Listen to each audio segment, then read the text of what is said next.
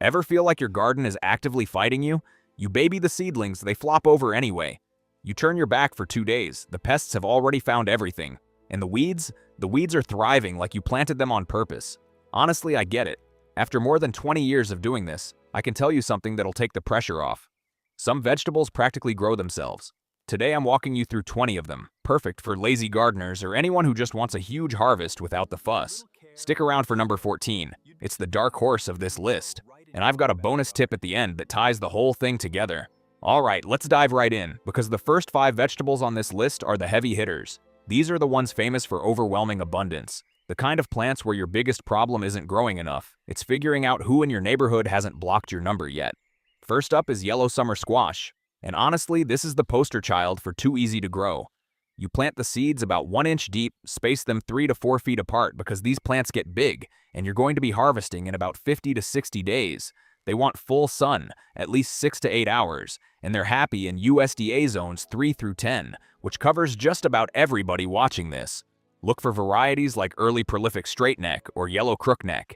Here's the thing though, pick them young when they're 6 to 8 inches long. If you let them turn into baseball bats, the plant slows down production. Check the plants every single day once they start, because I'm not kidding, they double in size overnight. The second one is snap peas, and these are a personal favorite. Plant them 1 inch deep, about 2 inches apart, as soon as the soil can be worked in spring. We're talking soil temperatures of 40 degrees or higher. They'll be ready in about 60 to 70 days. They grow great in zones 3 through 11, and varieties like Sugar Ann or Super Sugar Snap are bulletproof. Give them something to climb, a 4 to 6 foot trellis, and they'll climb it without any fuss from you. Pick them when the pods are plump but still crisp, and the plant will keep pumping out more for weeks. Number 3 is pickling cucumbers. A lot of people skip these because they assume they're tricky. They aren't. Plant the seeds half an inch to 1 inch deep, space them about 12 inches apart, and give them 50 to 60 days. They want warm soil, at least 65 degrees, and full sun, and they'll thrive in zones 4 through 11. Try Boston pickling or national pickling varieties. Trust me on this one, grow them vertically on a trellis and you'll double your harvest while taking up half the space. Pick them small, around 3 to 4 inches, and pick often, even every other day, because once a cucumber goes yellow on the vine, the whole plant starts to quit on you.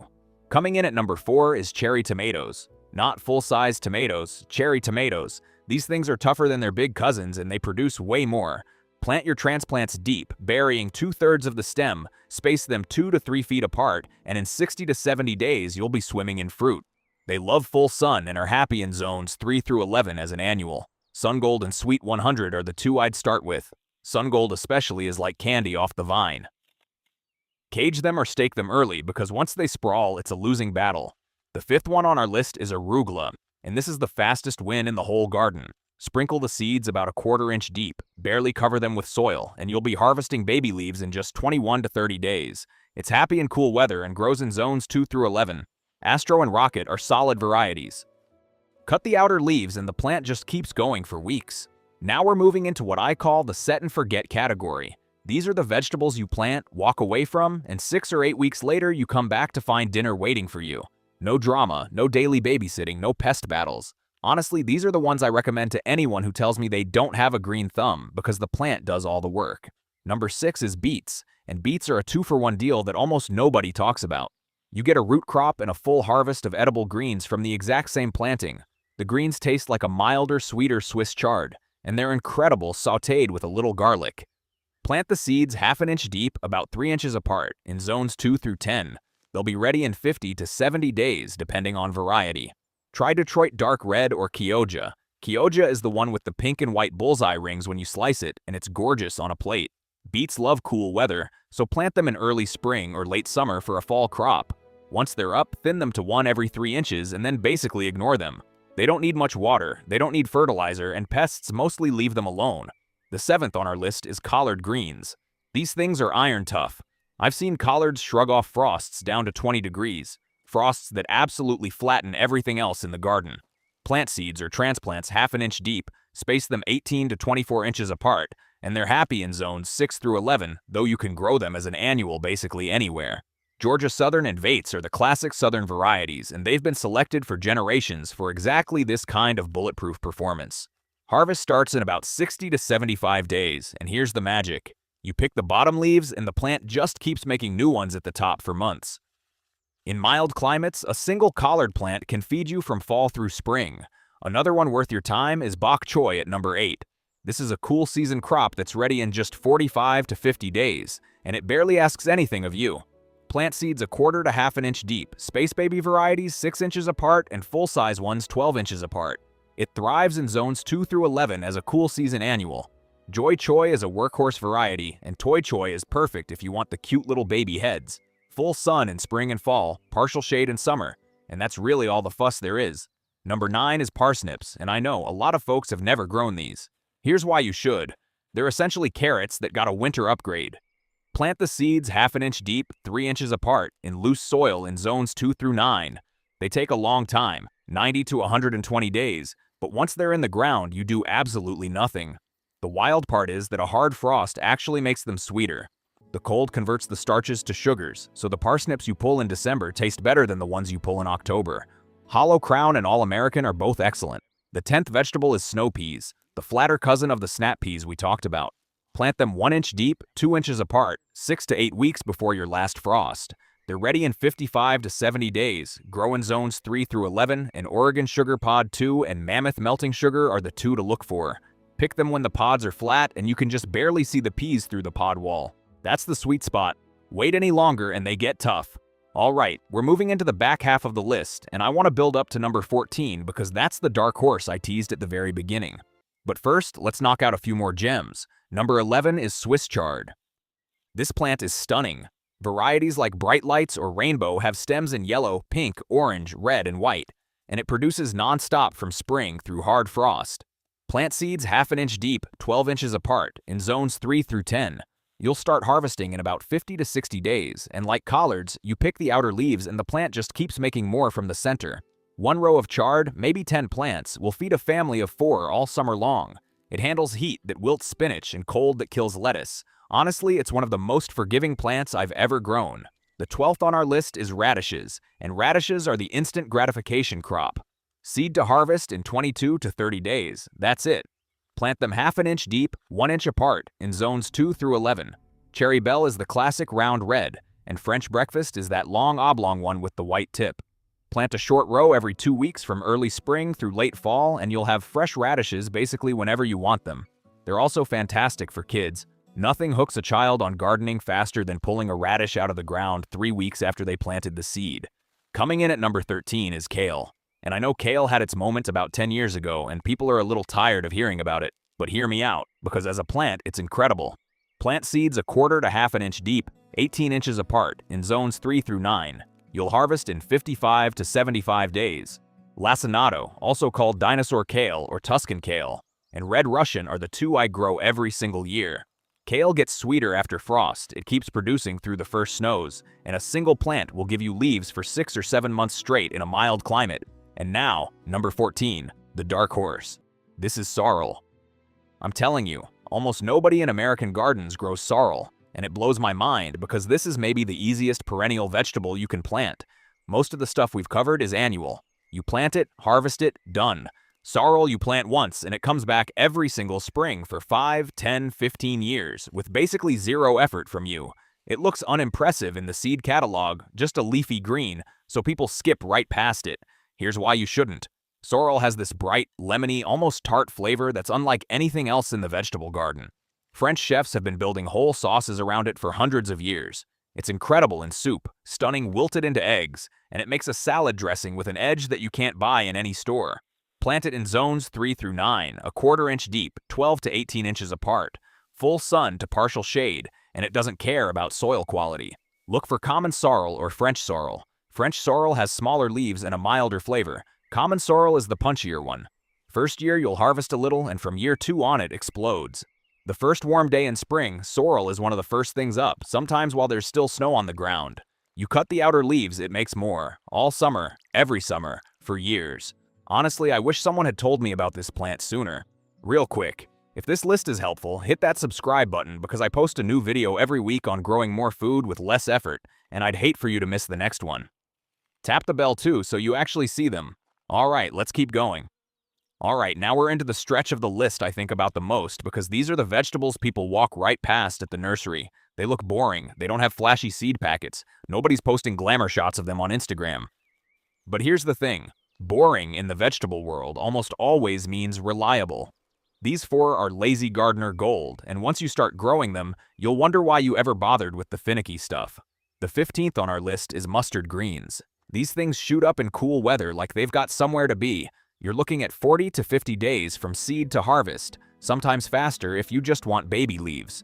Plant the seeds a quarter-inch deep, space them 6 to 12 inches apart in zones 2 through 11 as a cool season crop.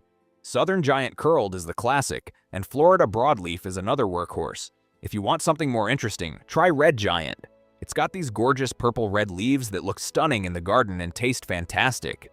Mustard greens have a peppery, almost horseradish kick when they're raw, and they mellow out beautifully when you cook them. Here's the bonus. Most pests genuinely don't like them. The same compounds that give mustard greens their bite make them unappealing to a lot of the bugs that demolish other leafy greens. Plant them in early spring or late summer for a fall crop, and honestly just ignore them until harvest. Number 16 is leeks, and leeks are the definition of patient gardening, but the patience is passive, not active. You plant them, and then for months and months they just sit there getting thicker. Plant seedlings 6 inches apart, in a trench about 6 inches deep, in zones 3 through 9. They want full sun and they'll take about 100 to 130 days to mature, which sounds like forever. But here's the trick. Leeks sit happily in the ground all winter waiting for you to pull them. You don't have to harvest them all at once. You just walk out in November, December, January, and pull one when you need it.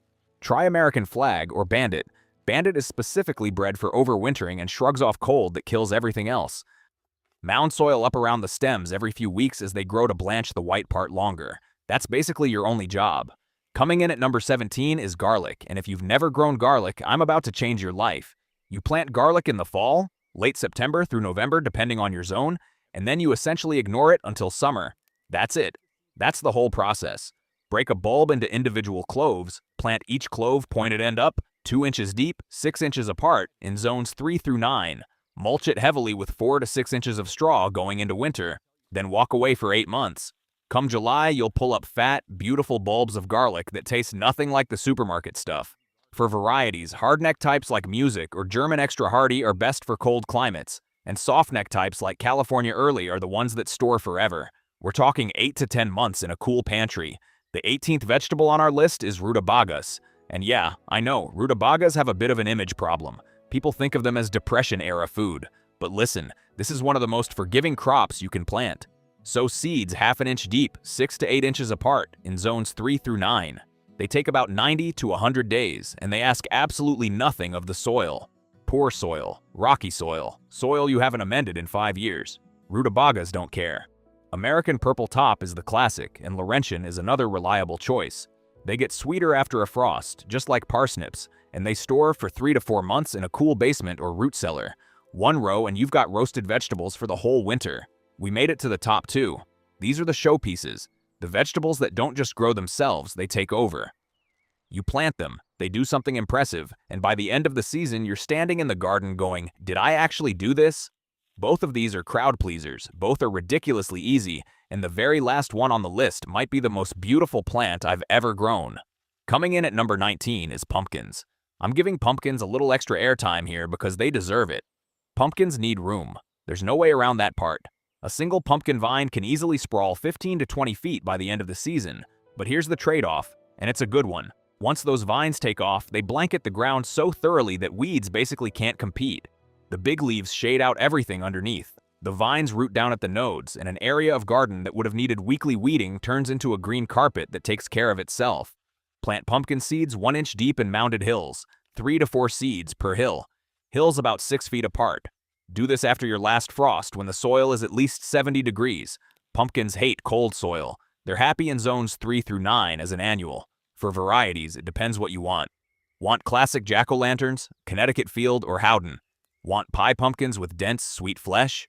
Sugar pie or New England pie? These are the ones you actually want to bake with. Want something wild for the front porch? Jarradale is this gorgeous blue-gray heirloom that'll make your neighbors stop and ask questions. You're looking at 90 to 120 days from planting to harvest. Once they're established, they want about an inch of water a week. If you don't get rain, a deep soaking once a week is plenty.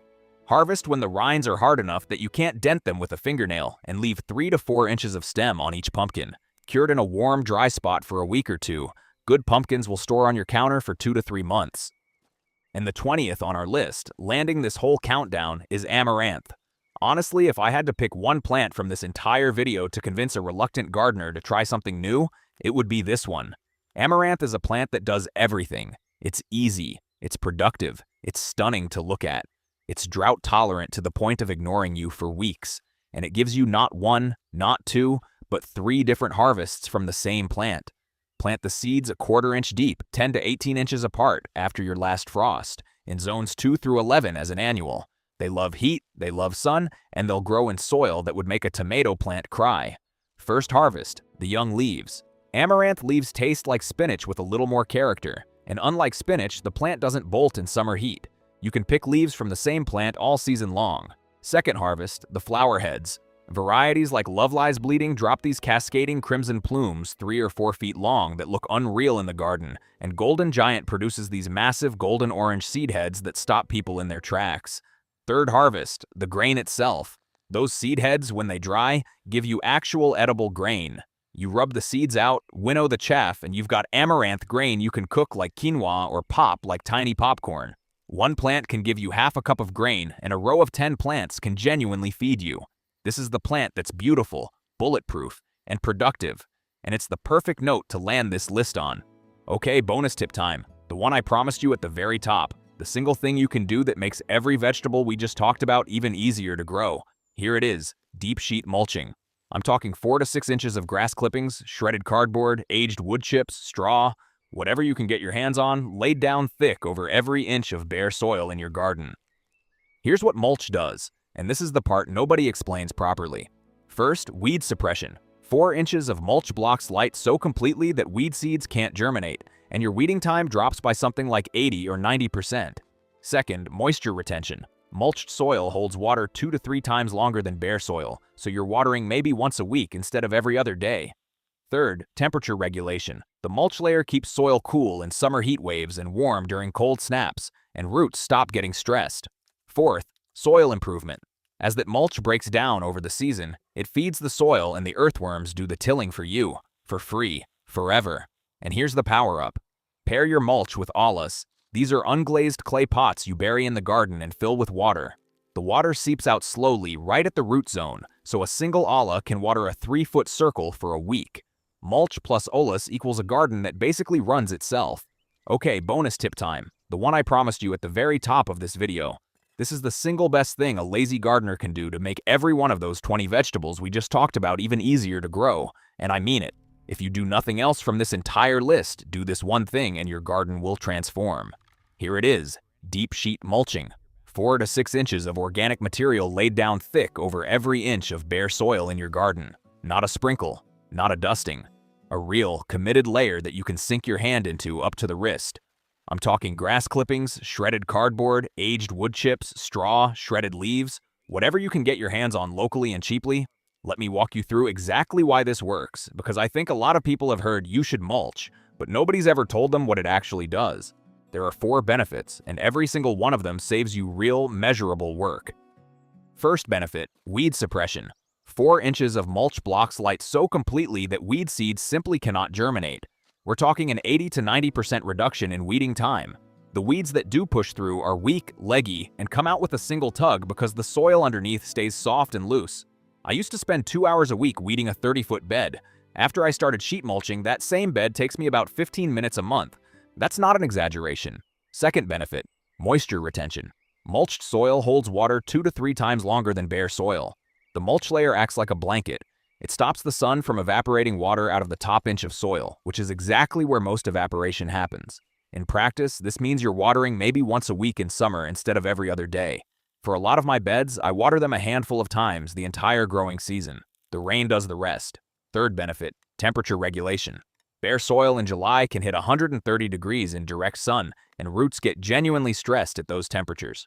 4 inches of mulch keeps the soil underneath in the 70s, right in the sweet spot where plants actually grow. In spring and fall, the same mulch traps warmth during cold snaps. I've had tomato plants survive a 34-degree night under heavy mulch when neighbors a mile away lost everything. Fourth benefit, soil improvement. Here's the quiet magic. As the mulch breaks down over the season, it turns into compost right in place. Earthworms come up from underneath, pull bits of mulch down into the soil, and do the tilling for you. For free, forever. After 2 or 3 years of consistent mulching, the soil underneath goes from whatever it was, clay, sand, dead dirt, to this gorgeous, dark, crumbly stuff that you could sell in bags at a garden center. You stop needing fertilizer. You stop needing to till. The system feeds itself. Now here's the power-up, because I promised I'd tie everything together. Pair your mulching with an Ollas irrigation system, and you're basically done. Ollas, spelled O-L-L-A-S, pronounced Oyas, are unglazed clay pots that you bury in the garden up to the neck and fill with water. The porous clay wicks water out slowly, right at the root zone of whatever's planted around them. A single olla can water a 3-foot circle for about a week between fills.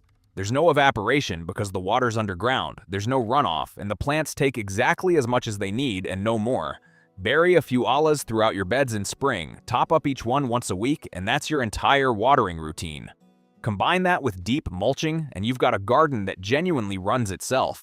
No daily watering, almost no weeding, no fertilizer bills. You plant, you mulch, you fill the ollas, and you show up once a week to harvest. That is the whole system. One quick tip. When you lay down your mulch, pull it back 2 or 3 inches from the stems of your plants. Mulch piled directly against a stem can hold moisture against the plant and cause rot, especially on tomatoes, squash, and anything with a woody base. Leave a little breathing room right at the base of each plant and you'll never have a problem. And honestly, that's the whole philosophy of this video in one bonus tip. Lazy gardening isn't about doing nothing. It's about doing a few smart things up front, picking the right plants, mulching deep, setting up passive irrigation, so the garden takes care of itself for the other 95% of the season.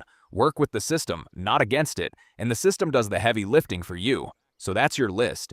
20 vegetables that practically grow themselves, plus the one bonus tip that makes all of them easier. Thank you so much for sticking around to the end. It genuinely means a lot. If you got value out of this, hit that like button, subscribe if you haven't already, and I'll see you next week with a new video. Now get out there and grow something amazing.